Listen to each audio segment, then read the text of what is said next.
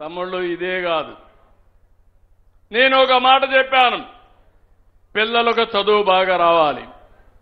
చదువు రావాలని టీచర్ కావాలి కదా, టీచర్ లేకుండా చదువు వస్తుందా? 5 ఏళ్లయింది, ఒక్క టీచర్ నియమించారా తమ్ముళ్ళు అని మిమ్మల్ని అడుగుతున్నా.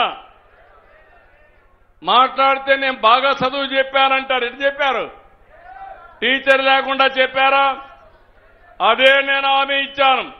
యువతకు ఉద్యోగాలు ఇస్తాను, పిల్లల్ని బాగా చదివిస్తానని చెప్పి మెగా డిఎస్సికి శ్రీకారం చుడతాను, మొదటి సంతకం పెడతానని పెట్టి రేపు ఆగస్టు 20 లోపల ప్రతి ఒక్క స్కూల్లో 16,500 మంది టీచర్లు పంపించే బాధ్యత నాది.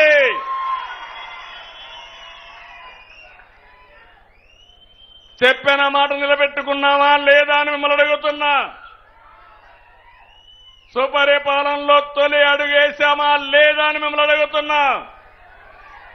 సుపరిపాలనలో తొలి అడుగు వేసిన దానికి మీ ఇంటికి వచ్చి అందరినీ దర్శనం చేసుకోమన్న నాయకులందరినీ, పార్టీ వాళ్ళని ఆశీర్వదిస్తారా లేదా అని మిమ్మల్ని అడుగుతున్నా.